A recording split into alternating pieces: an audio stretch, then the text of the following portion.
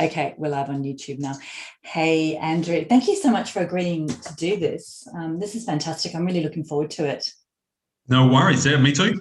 Yeah. So Andrew Berg is a financial modelling specialist. So I've known Andrew for ages. So we first met at the Model Off boot camp in Sydney. Gosh, that was years ago. Was a few, yeah. Yeah. So Andrew and I were both speaking at the boot camp, and Andrew gave this fantastic presentation about error checks, which I really enjoyed. So that's why I know you can do lots of other stuff. So Andrew does loads of training on all sorts of different topics, but I've asked you to talk about error checks because I really enjoyed your session. So thanks for agreeing to do that. And welcome to everybody who's joining us on Zoom. Say hi in the chat. We've got Q&A and we've got chat. And if you're joining us live on YouTube, you can add comments in the chat as well. I think that was all I had to say. So, hello. Cool. All right. Well, G'day all. G'day YouTube. G'day Zoom world. Yes, as Danielle said, Andrew, we've known each other for a few years. I've sat in on some of the other presentations that you organised. I love the fact that, you're all about sharing intel and lessons and all those kind of things. And just, Excel is amazing. There's so much there. No one knows everything, but everyone discovers a few little pieces along the way and has their things that they like. And yes, one thing that I do, like is error checks. It's part of the training that I do. And anyone who's ever worked with me knows that it's a big part of what I expect them to do as well. Absolutely. So yes, I currently work at Claymatter. We're a specialist financial modelling firm. You're still based in Adelaide, aren't you? Yeah, I'm based in Adelaide. We've actually got people around Australia, and in fact also in I think Hong Kong, Singapore, and an office in Paris. You've got quite a few people. Yeah, and do you do a lot of do you do a lot of stuff via Zoom nowadays? So through the COVID, yes, ran a few sessions via Zoom, and I'll be honest, I was pleasantly surprised. And this shows that I think you get 80% of the value. I think the in-person, you always get a little bit extra, but the Zoom and the online means you can reach a much wider audience, and you get so much of the value with much easier sort of thing. So yes, I did it. It was a pleasant surprise, really good. So kudos to you for setting this up. So for all the people out there, I can't see all of you. I can only see Danielle, because one thing with the Zoom, even with 12 or 14 people, when you've got 12 screens, it becomes very very distracting. Yeah, we've got we get up to 100 people on this, so that's why we set it up as like this, so that otherwise it just gets a bit crazy otherwise. Yep. Fantastic.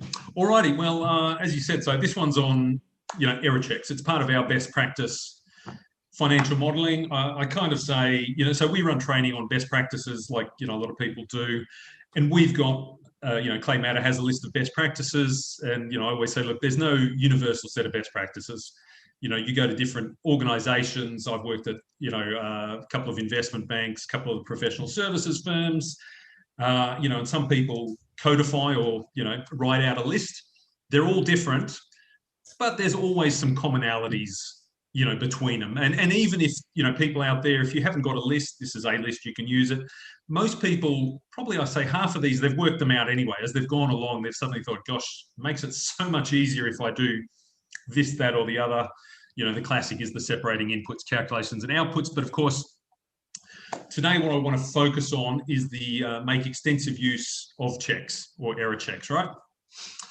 So I'm going to ask you this question, Danielle. I did give you a heads up that I was going to put you on the spot. Why do we need error checks in models? Why do we need error checks? Wow, because if you're not terrified of making a mistake in a model, you should be, because we know that it's just so easy for there to be a mistake. And having error checks, I can't tell you how many times an error check has saved my bacon.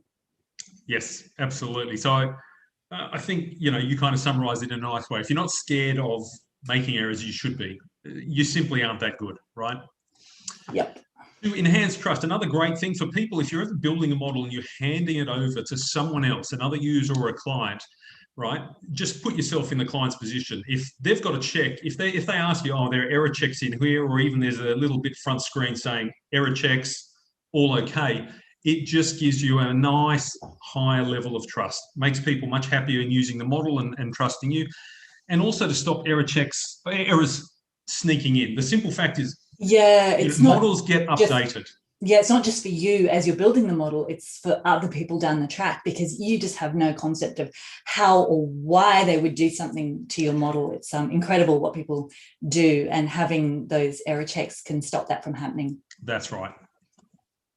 So another question for you. When do you build the error checks, right? Do you build them at the end or at the beginning? As you go, I do. Yes, I always say now. Yeah. And also later, just because what you'll work out is you'll build them as you go along, but even at the end, you'll suddenly think of other ones, or someone will do something that you didn't think they would do. And so you suddenly go, all right, I'll throw in a check so that cannot happen again, right? So I think the reason I just wanted to emphasize that is some people think this is something you do at the end. Oh, I'm really good. I build the model and then I better throw in some error checks. It's like documenting your assumptions, isn't it? Do it as you go rather than leaving it. You think, oh, somebody might mess that up, so I think I'll just pop in an error check there. That's right. Absolutely. So pop quiz, Hotshots. Okay, we've tried a little thing here. How many error checks do you need in a model? There is a subtle hint there for those who know that. So Danielle, we tried a little trick before. Do you want to do the... There we go. Yeah, so you should be able to see my screen now. So Andrew has set up a bit of a poll here.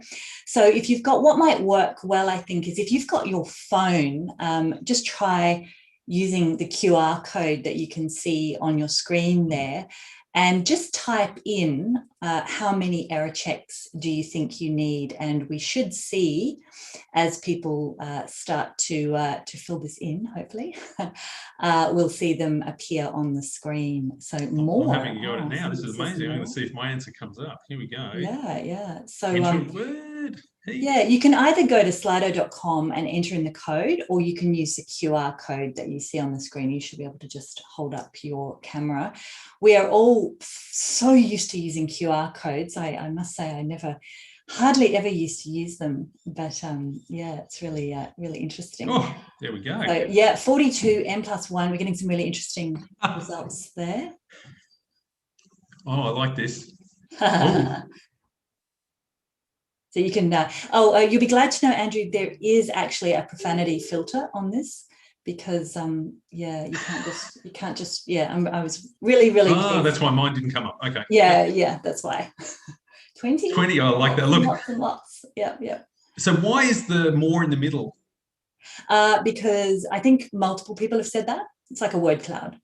Right. That is fantastic. I like some of the as many as necessary. Yeah. Never ending, heaps, 999, as many as necessary. Yep, that's coming up. Maximum number, n+1 is a good one as well. More than you ever imagined. Yep. Heaps, absolutely. I'll just wait a couple more seconds to see. I love seeing, what other people think, because you always think you know this stuff, and then someone comes up with something and you go, oh, that's a much better way to explain it. Like, I love the n+1. More, that's very clever. 20, random 20. Yeah, all right, okay. Yeah, it's never ending.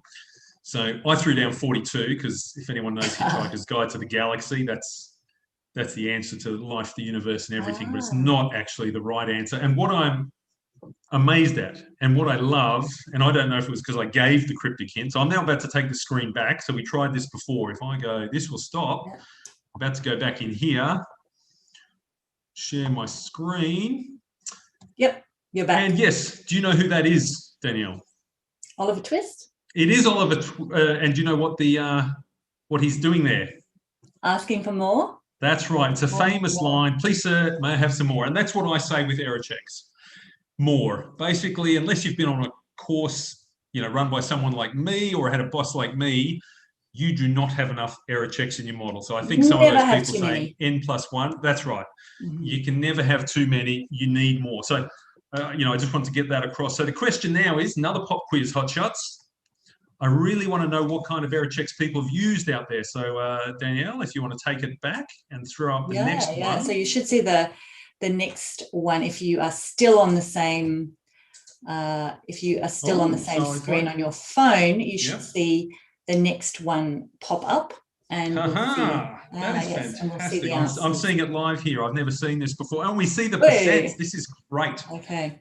Now, please answer. You're not going to be... I don't think we store the information here, right? No, so it's completely anonymous. Completely anonymous. So I have no idea who you are. But we really want... Okay, cool. Yeah. Oh, 14. Oh. You have multiple... I think it's set up as multiple answers, or however many you want to select is fine. It's funny that I can see one's getting 10% and moving up and down. Oh, here we go. Now another one. Yeah, true, false. I think it's a percentage. As people select the other ones, the percentage changes. But it's just because it doesn't add up to 100. That's what's confusing me. Oh, yeah. Okay, all right. So consistency across these first three. This is like watching a little horse race. Yeah. Yeah. Are we going to get the, I can just see a question.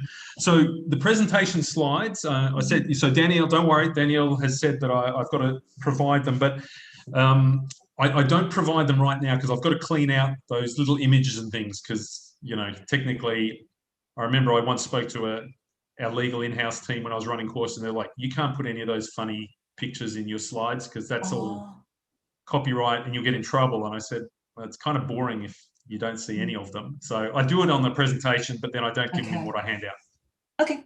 All right. So send it through to me and I'll get it out to everybody. Oh, okay. I can see that all sum mix of the above depends on the model is the massive one. That's why I wasn't seeing it. Okay. All right.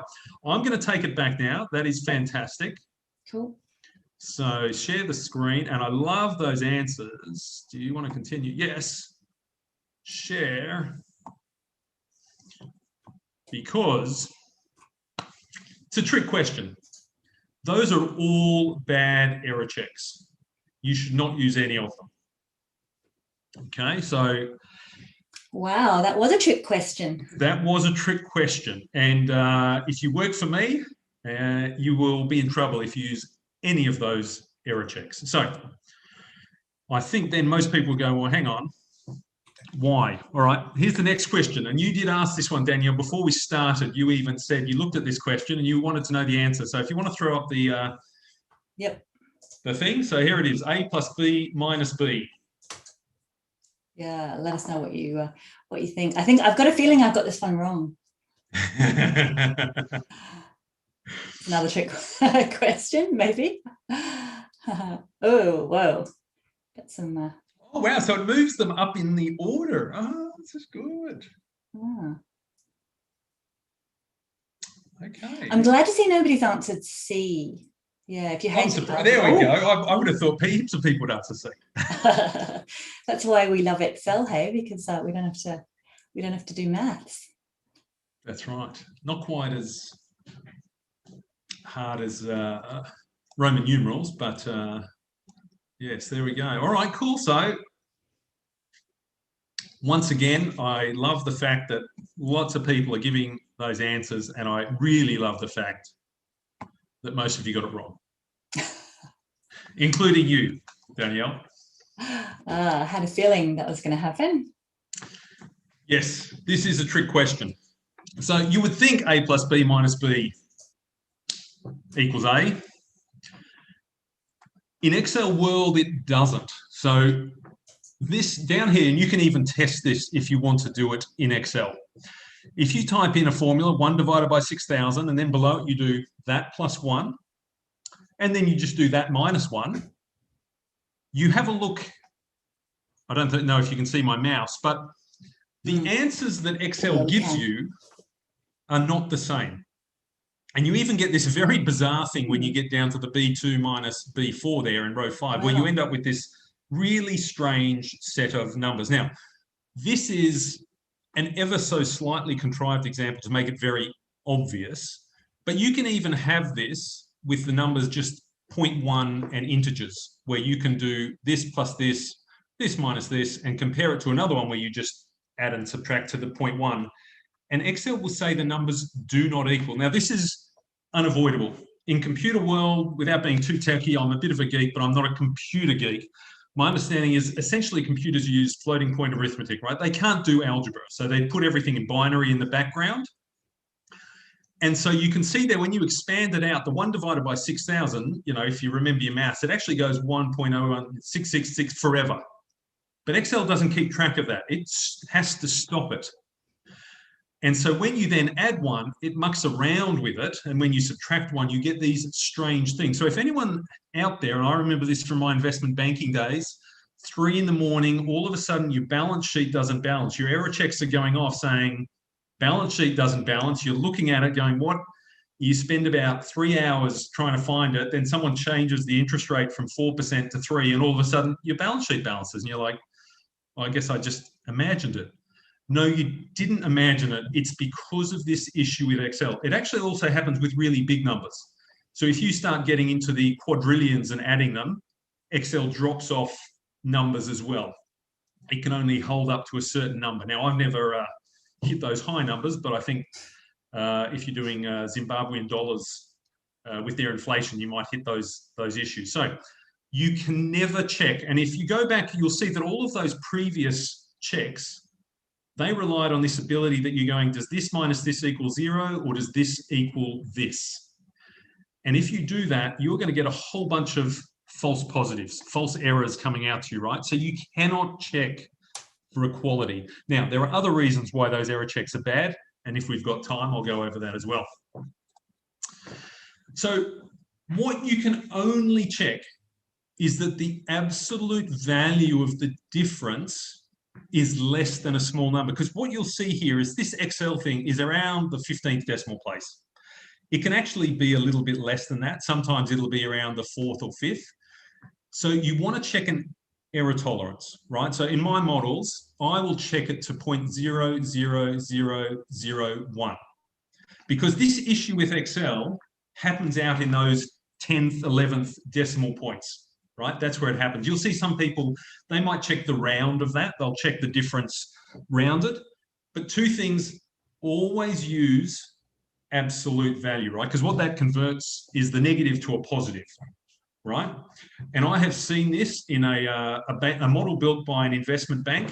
I won't say it. When I run the training course, I do. And their check did not use the absolute check. They just said, does A minus B, is A minus B less than the tolerance? And Danielle, any idea why that's a really bad way to do it? Put you on the spot again, Danielle. Do you know why you should have that absolute function wrapped around that difference? Well, because it then takes out the rounding. You don't have that. No, it's not rounding. So rounding is different to the absolute value. So AES is the absolute value. The issue is, suppose you're comparing two numbers that should be close, but A is 100 and B is 5 million. If you just have, is A minus B less than my error check, it will say, yes, that's fine, because it's actually negative 4 million, right? It's massively different. This investment bank built that in their error checks, and there was a multi-million-dollar error that their check was letting through because they had those numbers around the way. So always do it as an absolute value, and always do it as less than a tolerance. Now, going back to the inputs, outputs, I always have, and you'll see it in a model I show later, that's a named range for me, right? It's not a value. You don't type in a number in there. It's a named range, because you will find for some calculations, you actually do have to go to 0.001. Whatever you do, and I've seen this in models, don't use a tolerance of 1, right? I've seen people do that because they were getting all these errors. The issue you have here, it's in the decimal points. If you're out by around 1, you've made an error. You've probably included a ratio in a sum somewhere, right? And you need to know what that is, particularly in models where you're in units of a million or something, right? If two numbers are meant to balance, but they're out by less than a million, that's a big number. Oh, and the other thing I wanted to say is avoid offsetting errors. I've seen ones, you know, if you've got balance sheet things where it moves in and out, if you just sum a whole lot of rows, one that's out by 20 and the next one reverses at negative 20, if you sum them all up, it'll say, oh, the total is 0, and you happily go along blindly. No, what you want to have is that those two numbers become 20. And so it's obvious. All right. So then the question is the true false versus 1 0. I call this the ultimate nerd fight. I have many stern, strong conversations with people once we get into the error checks. I use true false. If we go back, you'll see that little, in fact, I think I can do this. That little formula there, Danielle, you know what result that gives, right? It'll only give you a true or a false result, right? So some people will multiply that by 1 to get a 1 or a 0. Or some people will have, if this, then 0, 1, or whatever. I do not do that, and I'm now going to preach. Ooh, so this is the preachy bit. Okay. I do it as true false, right? I want my spreadsheet, if there's a number there, I want to know that number is being used as a number, right? If you've got 1s and 0s as error checks, they're indistinguishable from the values of 1 and 0 that you might be using as a counter or something like that, right? True, false, it's obvious. Some people say, well, I can count them, right? If they come up as 1s and 0s, I can add them up. And I've seen models with an error check saying, there are 8 errors in the model, there are 12 errors in the model. To me, that's ridiculous, because just because a model has 3 errors and another model has 20 errors does not mean the model with 3 errors is better than the model with 20. My model has only 3 errors. That's right. Basically, there's only one allowable set of errors in a model, and that is 0, right? If you've got more than 0, you need to take action. So I set it up so you just get a warning if there is even an error. I don't care if there's 10, 20, or 100, because sometimes you correct one thing and it wipes out, a whole bunch of errors. So counting errors is meaningless. It's also less typing. I kind of joke, I like to be efficient / lazy. The equals absolute A minus B less than a tolerance, I end there. Any other version of that, you are then going times 1 or an if, and you're typing more. I also think it's more intuitive, right? If someone says to you, oh, does your balance sheet balance, right? You don't go 1, right? That's kind of meaningless. Now, so if someone says to me, if they're going, oh, balance sheet balances, my actual row says true. It's a lot more intuitive, right? Now, I don't mind if you do the 1s or 0s, unless you're working for me. But, do your models, do what it is. Look, so I've had this discussion, and I'm pretty sure Alex Gordon, so that's a name that might be familiar to Excel nerds. He won the first Modelling World Championship. Fantastic bloke, amazing modeler. I'm pretty sure he does the 1s and 0s. And I remember I've had some strong discussions with him about this. And look, hey, if it's good enough for the world champion, who am I to say that it's wrong? He won. You said he won model off. He won the original model off. I think he was runner-up in the second year, and then he joined the committee. Yeah. Doing the questions, yeah. So he came to one of my training courses. I always joke it's kind of like having Roger Federer sit in on your tennis lesson, right? When you know the guy's a world champion and you're trying to teach him stuff. That would have been. But it was good. Yeah. We had some discussions. He did say he learned a few tricks, and he gave me a few tricks as well. Okay. One thing I would say, and this is just an advice, I see some people do this formatting trick where they do it so that 1s come up as okay or 0s as error. Oh, I see what you mean. Yeah. So like custom formatting. Custom formatting. So one of my rules is just generally don't do that, because I've seen people, then they'll go and check, they'll do a search for the word error or something like that. Clever, isn't it? It doesn't exist. Or they'll go, if this equals error, do this, because they see the value expressed that way, but that's not what Excel's calculating. So I think keep the result pure. But look, there's no right way. There are some advantages in the 1s and 0s. They're a bit more visibly different, right? The words true and false kind of blend together. 1, 0, they look distinguishable. So there is no right way, right? I'm not going to tell you that one way is definitely better than the other. Well, it is actually, but anyway, separate point. Okay, back to the pop quiz. Another one. Okay.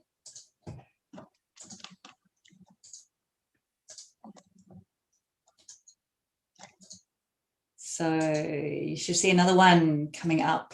So you should, if you're still on your screen, you'll see who said pop quiz hotshot. And I've got to admit that I have got absolutely no idea. There we go. All right.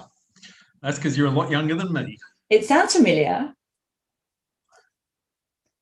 but I'm really not sure. I'm not sure if anyone else has any ideas either. Oh, there we go. A couple of responses. I think it's probably just that I don't watch too many movies. I was curious how many people would tell me to get updated memes. At least it's not the most popular answer yet. Oh, yep. And I know because I'm old enough. I'm great. Oh, no. Oh, yeah. Okay. Okay.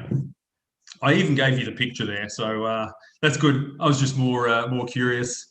Okay, get some updated memes, Andrew. All right. I did suspect that would be the most common. I'm guessing that most modelers out there are definitely younger than me. Thankfully, modelling is not the most physically taxing job, so I can continue it well into my 50s, which I've just hit. So let's go back. Boot me off. To there. All right. So it's actually Dennis Hopper. I can't remember the character. It's from the movie Speed. So with Keanu Reeves and Sandra Bullock, which was a huge film back in the day. I remember that. Yeah. Yeah. Oh, there you go. I do remember that. Yeah. So that's what he sort of says when he's putting him on the spot. So, all right. It's a trick question. All answers are okay. I'm jealous if you answered one or two. Now, we've talked about error checks, and I said that you need more, right?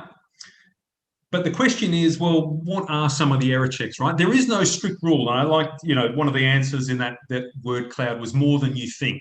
Yeah, it's definitely more than you think, but you need to think of some error checks to put in your model that will help you, right? So, look, for anyone who's done the classic integrated three-way financial model, you want that fundamental balance sheet check. Does the balance sheet balance, right? Your assets, liabilities equals net equity, right? Once again, you can't check for equality, right? So for all those people out there who, like me, lost sleep because their balance sheet didn't balance, I just explained it to you. I've saved you. You're welcome, right? My rule is if you can calculate a number two ways, right, then it's a good idea. So, this is a classic when you have a model and you break information out. So you might have, so I'm building a model for a service provider and they've got 5 different cost centers. So each cost center has its own P&L, right? So they can have a look at the P&Ls, but they also want the consolidated look. So on the front screen, you've got the total business. Now, to do the total business, right, you take in all the revenues and you sum them up and all the expenses and you sum them up. So to get the profit, right, on that front screen, you've got 2 ways to do it. You can take the difference of the sum of the revenues less the sum of the expenses, or you can take the sum of the individual calculated profits from each of the sheets. Because you've got 2 ways of calculating it, you should have a check that checks, do those 2 results come to within the same tolerance? And that's a good way to find out if you've accidentally, got some kind of row reference wrong or you've missed a division or something like that. Now, it won't capture everything, but it will capture things. If there's a fundamental relationship, and this is what I'm doing for a client right now, they're giving me the historics, historic actual numbers of cash flows.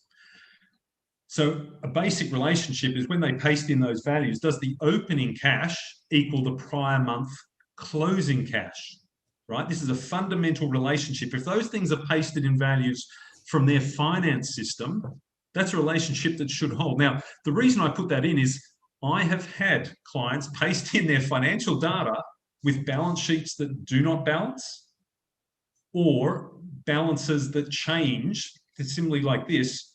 The closing value in one period is not the opening value in the other period. Now, if you don't pick that up, as you build your model going forward, this will often cause some major issues, because in one case, you may be taking a closing balance from somewhere and another one taking an opening balance. Or similarly, if they provide you data that doesn't balance initially, if you do everything right going forward and you're doing all the offsetting, it still won't balance because that original error is just flowing through. So throw those in. If there's something else you've got, right, if you want to have a business where you know that everything has to be fully depreciated, well, then the closing balance should be 0, or the total depreciation should be the opening balance plus the capex, right? Those things should be working. No duplicates, right? If you've got some data coming in, you can do a count. Do a count of that value across the whole column, and then just check that the maximum of that is 1. Because if anything's more than 1, then there's duplicates in there. Another one I like to do is I break my calculations out. So, for instance, particularly when you're doing, something where you've got different rates that may apply depending on different conditions, right? I don't have one big long formula with that. I have 6 different lines, and each one will only calculate a value in a certain condition, and then at the end you can just sum them up because it's a whole bunch of zeros, one value, right? But that relies on my logic being correct, in which case there should only ever be one non-zero value in there. If I stuffed up my logic, I could have 2 different values in there. So one of those things. Another one, and if I've got time, I'll show you, is if you've built a model where you're taking actuals, you're running it through the model, and then at the end you're spitting out the financial statement again, right? Well, you better check that the values you're spitting out as being the actuals match to the original actuals that you gave. It's very easy as you take numbers through to do something, then link to a bad row, your non-current assets, you linked to your current assets, right? So you just go back and just double check. So now, so it's almost like you get a bit of a sixth models. Sorry. You get a bit of a sixth sense, don't you? You go, I can tell somebody's going to mess this up. So you kind of go, I've got to go error check. There were just a couple of questions you've got a sec. Henry says there's less number of errors don't mean better. Agreed, but it's useful to know how many errors there are to help you to debug. Did you want to comment? Yeah, well, you see, this is where I disagree because, so for instance, suppose you've got a model running along and your balance sheet is out, right? And you've got it for, say, 60 months, a 5-year monthly model. Now, if you've got an error check for each month, you will have 60 errors appearing because every single balance is out, right? That count doesn't really mean anything, right? What you've been told is there's an error and you'll track it down to the balance sheet being out. And the other thing is often those errors will cascade through things. So it might say that you've got 50 errors, but you just change one thing and they all disappear, right? So, and going back to that point, if you said there were 60 errors versus 68 errors, what extra information do you get from knowing there's 68 versus 60? When you fixed it, you can say, well, at least I fixed one that caused 8 of them. And then you continue and you go, well, I've still got more to go. Yeah, but once again, you've always going until you hit 0. Yes. And what you'll see is that you could fix one that gets rid of 30 errors, but you could also fix one that gets rid of 30 but adds in another 50. Right? And then you'll be worried that you've increased the number of errors in your model. No, you haven't. You've increased the number of errors you've identified. Yeah. Yes. But as I said, I think it's more important that you have an approach. So if you're doing it and you're comfortable with it, hey, that's great, right? That's the main thing. So, I won't be able to convert everyone to my way / the right way. But for all those people who aren't doing error checks, hopefully I can, take over the world. Some is better than none, for sure. That's right. Now, we've got another question from Barbara. How about saying check must be 0? Can you see the comment there? So true, false, no 1 or 0, no okay or error. If I seeing like the actual number rather than a true or a false. What do you think about that? So there is, and look, I have gone back and forth because often, and if we've got time, once again, I'll go through, there's a whole bunch of checks for working out where the error could be. And in doing that, knowing the value of the difference when you expect it to be 0 can often be very useful. I totally accept that. The reason I don't bother doing it is that ultimately, when you hand over a model, there should be no errors. All those differences will be 0. So you just want to know if there's an error or not. As I go through, I will often go in and I will find what the value is. So firstly, going back, you can't check, remember, don't try to check that the difference is 0, right? Because you will get false positives or false errors flagged. So that can be useful, right? But the reason I like the true false is this example I'll go through. It can just be summarized very easily, very nicely, right, in a way that also gives some good visual clues. So when I build my error checks with the true false, I combine it with some conditional formatting, with the green being true, the red being false, right? So, and I'll show you what I mean by this, right? I set aside a column that has nothing but error checks in it, right? I can then summarize my row checks in that column, and I can just summarize the entire column in a sheet. I can then take all my sheets through. I throw in some conditional formatting, and so you get this nice look, right? And it also gives a warm, fuzzy feeling, right? If you hand over a model and it's got all of this nice green, people, it just gives them that calming feeling. If you hand over a model, and going back to remember the reason I also don't like the 1 zeros is that number is not a number you are using in your calculations. So if you have error checks that are throwing out numbers and lots of zeros, looking at it, right, unless you go over and say, oh, well, those are error checks, you're looking at rows that are full of zeros. And you don't know, was that an error check row or was that something that was calculated as 0, right? So I like to distinguish the calculation values with values that are meant to give me, you know, some additional information or something like that. So I'm just going to quickly switch over to Excel. Let's see if this works. And you can see how I bring this all together in my model. So here's an example, right? So what you can see here, I don't know, the screen can be a little bit small, but that is, you know, the absolute value of AA91 minus AA108 is less than C dot error tolerance, right? So I've used name ranges. You know, I always joke I could do a whole day course on name ranges. I'm a huge fan. They make everything better. Oh wow, we'll have to have you back for another session on name ranges. Look, I'm happy to do the name ranges one. So C dot error tolerance. If I go in here, so here's a trick for a lot of you know that F9 recalculates the model. Shift F9 will calculate only the current sheet you're in. That's really handy to know when you've got massive models. If you select a little piece of a formula and press F9, it will show you the value there. So you can see here I've set the error tolerance 0.001. You've just got to remember to escape out of the cell. If I hit enter, it's overwritten it. So I hit escape and I'm back there. So what you can see is every single one of these, and this is just a single formula, it's copied across. I can just Control-C, copy that across. Because these are all true-false results, right? Because I've just said, is this less than this? It just spits out a true-false.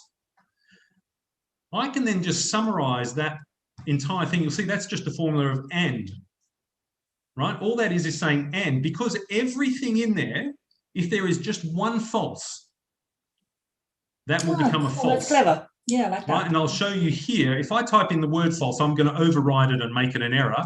Yeah. Whoops. FALSE,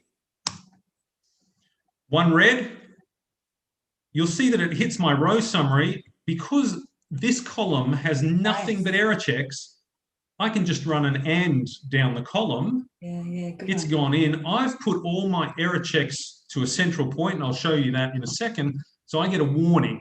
So this is now telling me, warning, there's at least one error in the model. So if I go to any of my other sheets, you'll see it's telling me there's a warning. Mm-hmm. No errors on this sheet, no alerts. If I go back here, you'll see that it's gone red, at least one error. And remember, at least one error.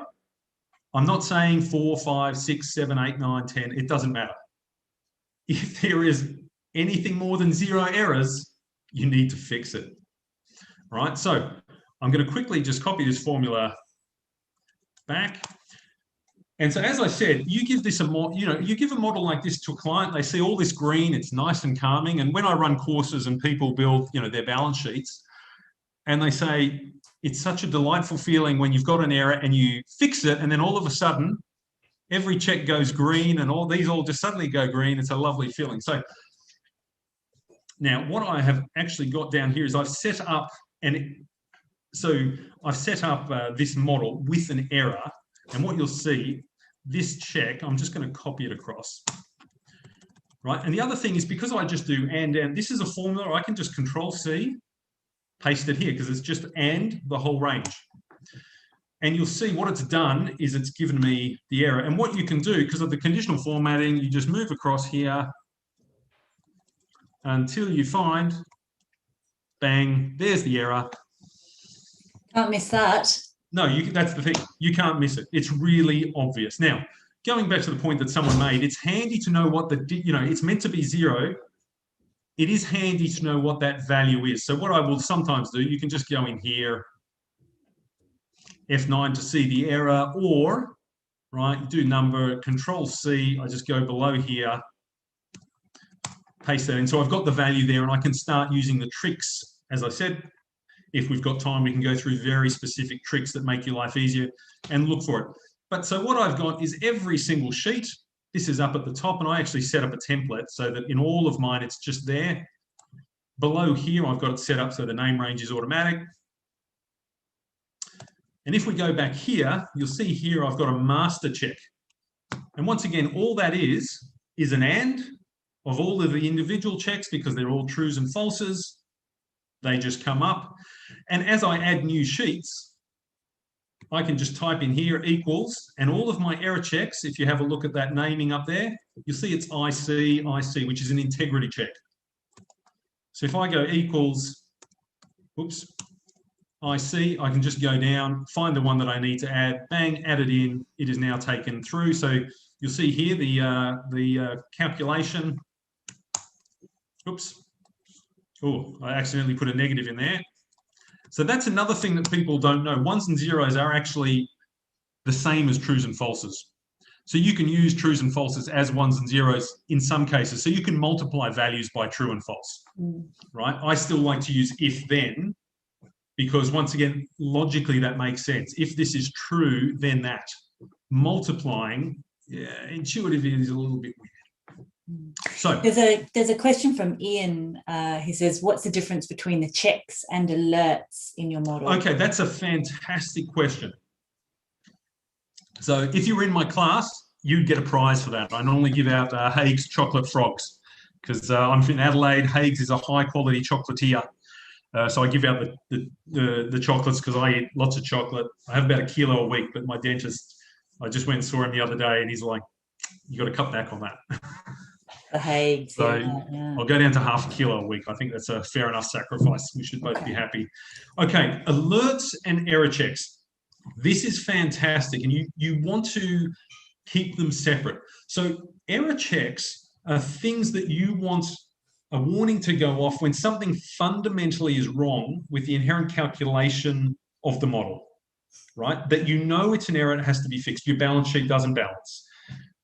For instance, you may have a count that says, oh, I'm paying out 20 bonuses, but I've only got 10 staff, right? So you've got problems like that. An alert is where you want a warning to come up to tell you that, for instance, under the current inputs, something is being breached that you might might want to know about. So, for instance, bank covenants. You may have an alert. Your boss might say, look, I want to do this, right? But I want to get a message if, for instance, cash balance ever goes negative. Now, the cash balance going negative is not an error, like that's an overdraw on your bank account. But you may want to know if the scenario you're doing involves a negative cash balance because you may need to speak to the bank or the board. The board may have a rule that says you need to tell us if this ever goes cash flow negative. So what the alert is, and I just use the same logic, trues and falses, but it's in a different column, right? But the same logic, and you have a message. So you might have a message, right? Cash balance less than 0, right? Is this value less than 0? It'll give me a true or false.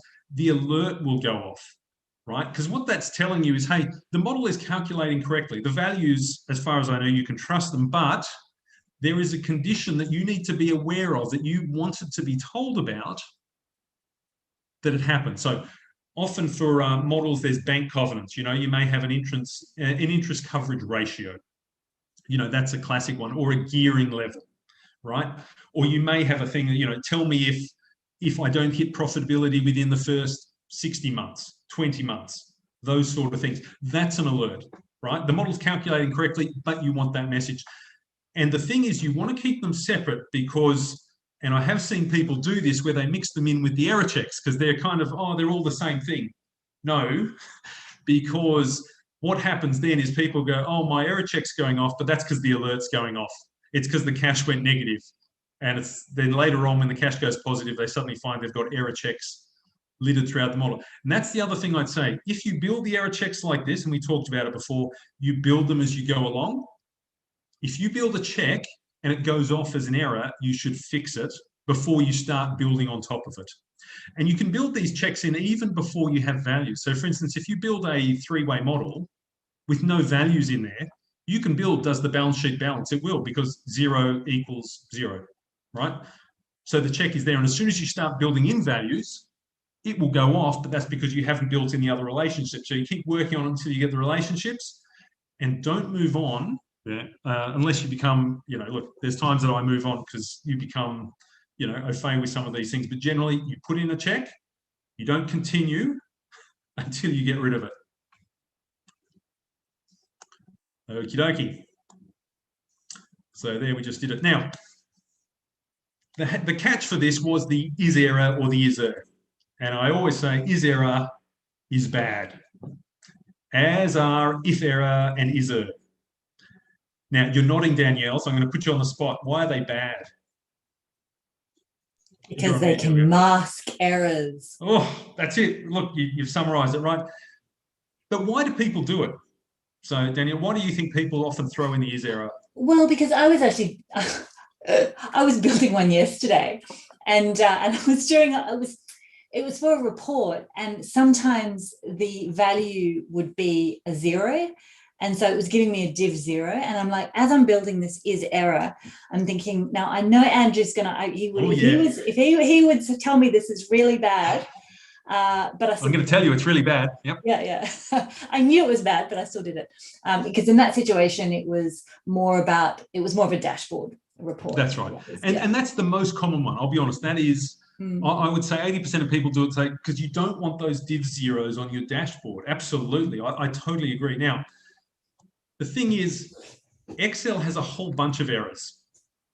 Hash name, hash value, hash num, div 0, hash ref, hash null, hash NA, and the weird one, if anyone's ever had a date, a negative number format as a date, you can expand the column as much as you want, all you get is hashes. Now, if you throw an if error around it, every single one of these will be treated the same. And I have seen this in models. You'll see an if error wrapped around this massive long thing, and about 200 characters in, you'll suddenly see a hash ref in there because it's referencing someone and someone's deleted it. The modeler is none the wiser. What you always want to do is test for the error you are worried about. So in your example, Danielle, and this is where it is a little bit more writing. I'll give, hey, I know why Excel did it. It's a bit faster, ISERROR, and it's just clearer. But in that case, what you are concerned about is the denominator being 0. So you do a test. If denominator equals 0, 0, otherwise do the calculation. Because what that means is that if someone... I had like 100 of them to do, and the if error was so much faster. So yeah, I know. But once you type that if 0 once, you can copy that as well, don't forget. Yeah. But there was like loads of columns. There was tons of them to do. I'm sorry. I won't do it again, I promise. That's right, definitely not. So, right, and it also means that, for instance, if that data you had been sent had text in a field that was meant to have 0, or it had a hash ref because you were pulling data in and you'd created an error, you didn't know. The other common one is when you get NAs, when you do matches, right? So people often throw it around when they do a lookup, a VLOOKUP, which you never should use, by the way, kids. Do not use VLOOKUP. I do not let my modelers use VLOOKUP or HLOOKUP, ever. So people throw it in for that, or when they're doing a match. But Excel has a specific function to deal with that, ISNA.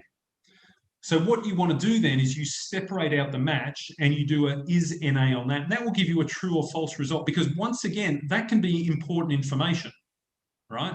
So you may want to know how many non-matches you have, and you can then deal with that later. But going back to the point, because if people have thrown in things that are div 0s or hash refs within there, you are, as you said, Daniel, you're masking it.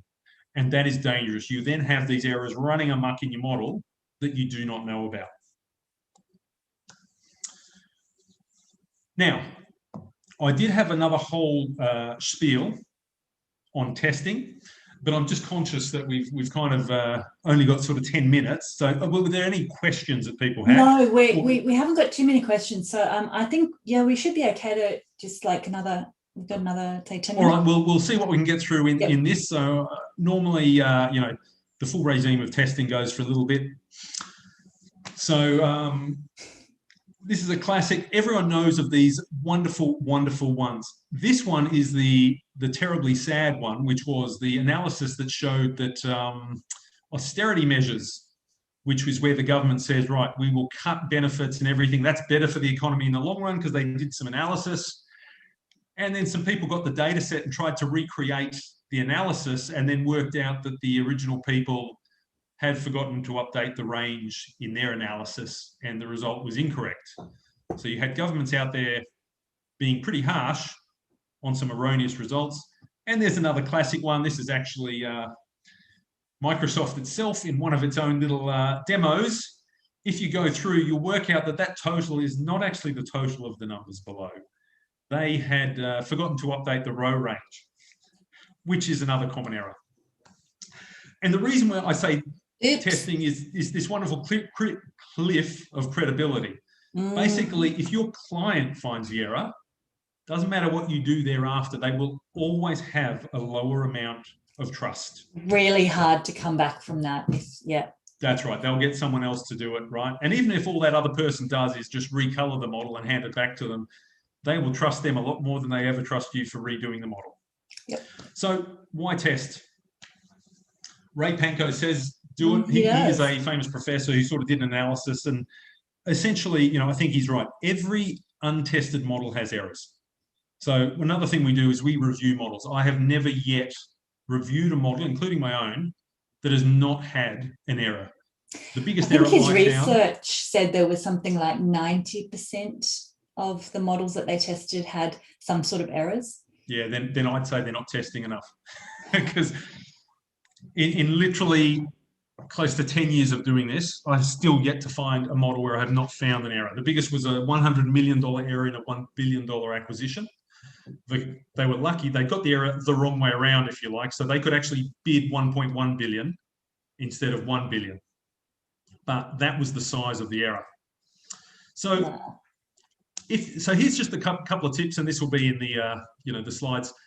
When you're testing a model, close all of your other files, right? You don't want to get mixed up. And also, if there are circular references, if any model you have open has a circular reference, that little circular reference warning appears at the bottom of every model. So you'll suddenly think, oh my God, I've got a circular reference. You don't. Save the model as something. You're going to muck around in this model. The last thing you want to do is change some assumptions or delete some things and then go, oh crap. Unhide everything, right? It's a classic. People hide rows and then it's included in a sum. I got caught. Someone called me over and said, look, I'm adding these 5 numbers and the result's like 10 million and there's 5 numbers less than 100. It was because there were about 100 hidden rows in between those. Disable the circularities, check the last used cell, sniff test, I can cover off that. So here's a quick thing I do. So we don't have time for the test. So Danielle, do you know who those people are? No, not really. Okay, so the first one is Felix Baumgartner. That was when he did the Red Bull skydive from effectively the Earth's atmosphere. He went pretty much as high as you can go. He jumped out.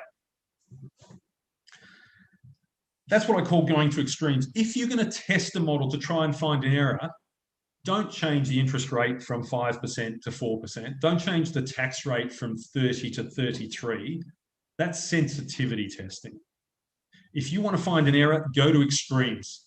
Change the tax rate to 100%, because what you should see is retained earnings doesn't move. Or change the tax rate to 0%, and you should see no tax ever gets paid. You can't do the calculations in your head of saying, oh, the tax was 30, I changed it to 32%, they're paying $3,800, it should have only been $3,700, bang, there's the error. No, you're not that good. Throw in these massive numbers. Similarly, if you want to check that your timing's right, with, you've built in some flags or something, throw in an acquisition of $10 trillion. Because what you'll see is your cash balance will go massively negative. There's no point changing the balance from 1 million to 2 million if you're dealing with a BHP or something that has. And if it doesn't, you want to know why that's the case. Yeah. That's right. But you want to see, for instance, is the timing in the right spot, right? That'll tell you. Or is the sign the right way, right? So if you throw in a $10 trillion acquisition and the cash balance goes up, you've probably got the sign the wrong way around, right? When you're taking the purchase price through the model. Or if you type it in as 10 trillion and the cash balance in the year that you're doing the acquisition stays within normal range, you probably know that you've got the timing wrong. The expectations is another one. So that's Charles Dickens, wrote Great Expectations. Be very careful, right?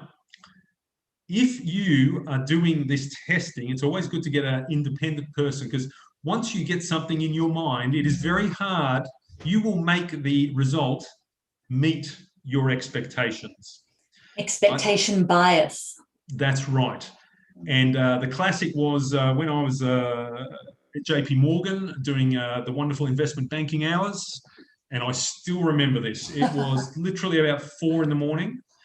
And one of my analysts, Brownie, I won't give you his full name, but anyone who's worked with me knows who Brownie is. And it's not a slide on him. This just happened. 4 a.m. he came over to me pretty much in tears. And I was like, oh my God, Brownie, what is it? We've been working till, literally we've been doing 7 a.m. to 5 a.m. days for days in a row. That's just life in an investment bank.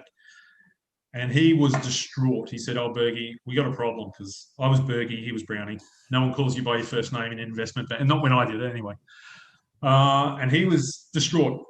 And I said, what's wrong? And he said, there is an error in the model and I cannot find it. So I went over and I said, all right, you better tell me what's this issue, because we've got to present tomorrow. And he said, look at this. Every time I increase the expenses, the valuation goes down. No.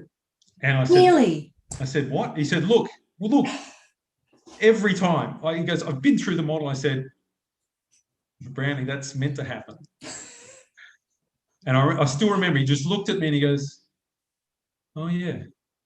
He was so sleep deprived. He got in his mind that the valuation was meant to go up. And after that, it didn't matter what happened. It didn't matter that every error check was fine. It didn't matter that as he followed the logic through, it worked. His expectation was the valuation was meant to go up, and he could not see beyond that. So when I do testing, I always say, give it to someone else, someone independent, let them have a crack at it. A couple of techniques.